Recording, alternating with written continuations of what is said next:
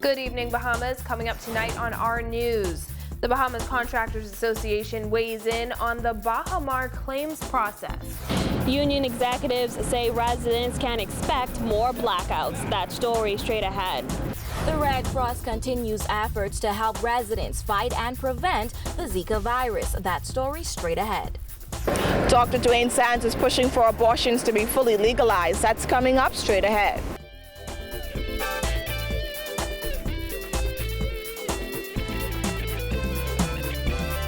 Welcome to our news. I'm Christina McNeil. Thanks for joining us. Topping news tonight, in the wake of the announcement by the Baha Mar Claims Committee that only those unsecured creditors who are owed directly by Baha Mar will receive payouts, President of the Bahamian Contractors Association, Leonard Sands, is speaking out.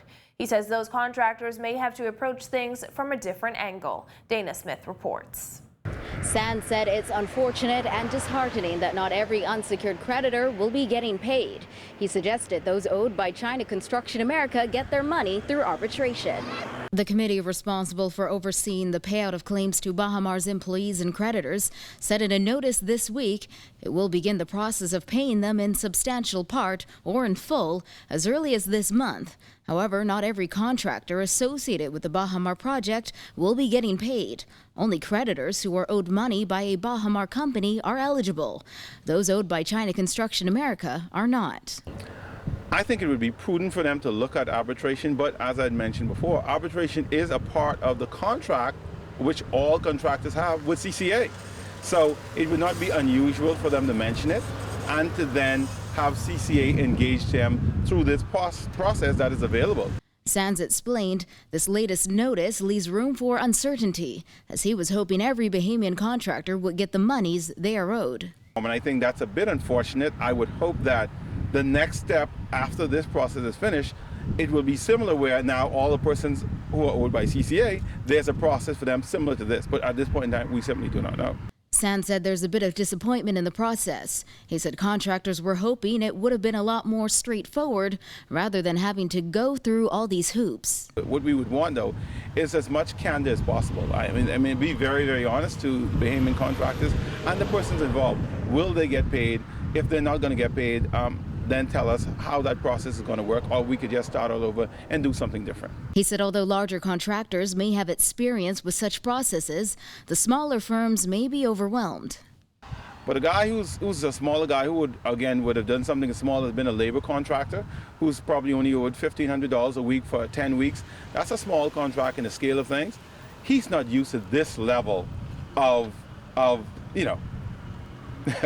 mitigation for monies. This is just something that he must be looking at and say, wow, when is this going to end for him? And as for the committee's suggestion that not every claim will be paid in full, rather some will be paid in substantial part, Sands said contractors may not have a problem with that. Paid in full is a weighty word, and if someone owes you $1,000 and they give you $900, that's satisfactory. Reporting for our news, I'm Dana Smith. Well, President of the Bahamas Electrical Workers Union, Paul Maynard, is predicting that residents will have to suffer through another few weeks of blackouts. Maynard says that with blackouts becoming more common, it's clear that outdated equipment at the two major power plants have reached their limit. Jasmine Brown reports.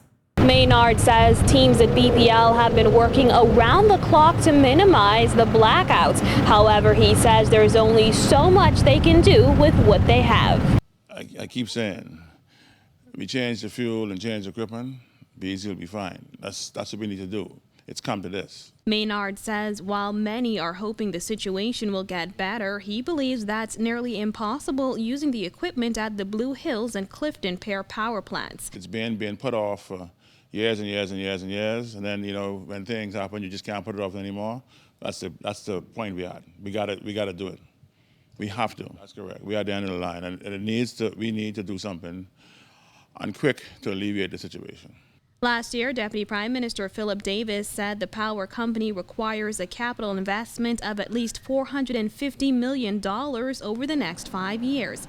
But Maynard says the immediate issue is the high demand for power during the hot summer days and nights. He says those temporary generators that were ordered to help meet the demand have arrived but have not been installed. Because we have challenges and we need new equipment, we're having them. the 40 megawatts of power is being dealt with now. The site isn't ready, but they've put some crews from BEC on it, and we should have everything up and in place by the end of Sunday.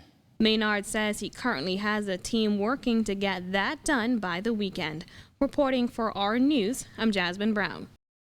In other news, the Bahamas Red Cross Society visited a local shanty town off Carmichael Road this morning in an effort to spread the word about the Zika virus, which is now making its way through several communities on New Providence. Our Simone Davis tagged along with Red Cross officials to find out how some residents are preparing to fight the infectious virus. Here's her report.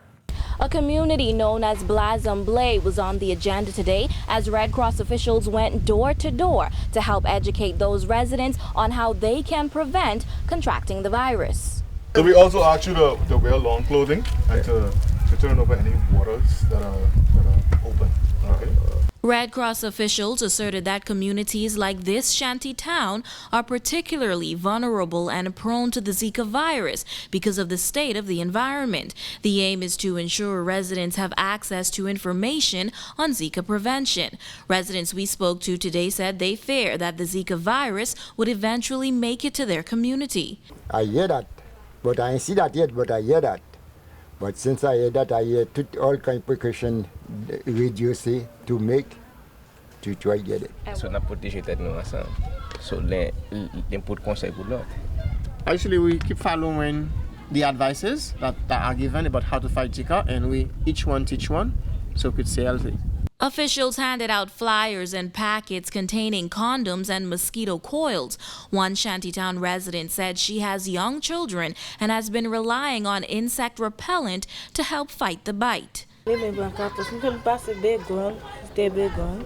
Okay, I spray Baygon at night, and also I use mosquito coils just to avoid the mosquitoes. What are you doing to protect yourself from getting Zika? She said, the most I do at night, I keep my door closed at night, and I don't know what else to do. Anthony Jean-Pierre said he believes that most people fear Zika because too much attention is being placed on the virus. I believe by opening the people's mind up more time, you have them in fear, and then when fear starts, then things easy to spread. That's how I feel on things. Field officer for the Bahamas Red Cross, Antonio Butler, says at the end of the day, they want to ensure that residents of shanty towns know what can be done to prevent the spread of the virus. Today we chose to come to Bahamas Blackouts because, as you can see, it's a village community, and there's a lot of access to water around these places. So we want to let people be aware, and it's also because this village is away from, it's offbeat from society, from Bahamian society to an extent. So information can be scarce. Okay, so we just want to provide awareness and prevention. Reporting for our news, I'm Simone Davis.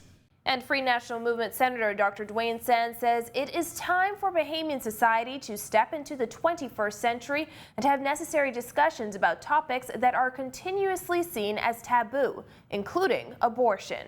Giorgio Stirrup reports.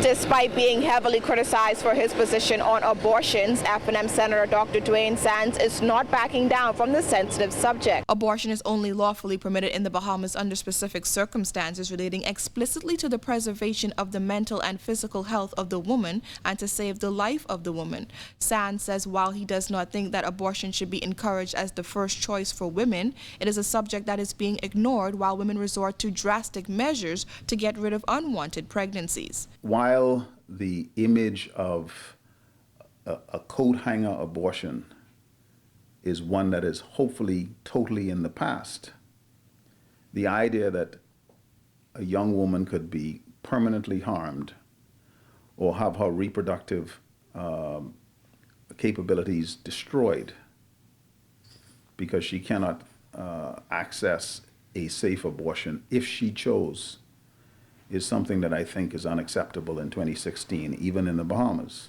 It's not the first time Sands has spoken out about abortions. Following reports of confirmed cases of Zika in the Bahamas, the F&M candidate for Elizabeth said he believes the law against abortions in the Bahamas should be amended to permit abortions in cases where microcephaly has been identified. Given the rate of botched community abortion, Sands says he is willing to put his name on the line and stand pro-choice for women to have the option of safe abortion procedures. Certainly, in recent years, we have a maternal mortality rate, that those women that die in the period around childbirth, which has been artificially inflated because of women that have died as a result of unsafe or botched abortions in the community. Sands said he believes the fear of this necessary discussion comes from the fear of condemnation from the church, but he wants the church to be involved in the conversation. Sands has come under fire for his position on abortions. Last month, South Beach MP Cleola Hamilton, who is the former president of the Bahamas Nurses Union, said Sands seems to be obsessed with ladies' wombs and aborting children. Reporting for our news, I'm Giorgio Stirrup. Still to come on our news, the Bahamas Humane Society needs your help. We'll tell you why. Plus, 1 year after Hurricane Joaquin, one organization is still giving back to storm victims. That's coming up when our news returns.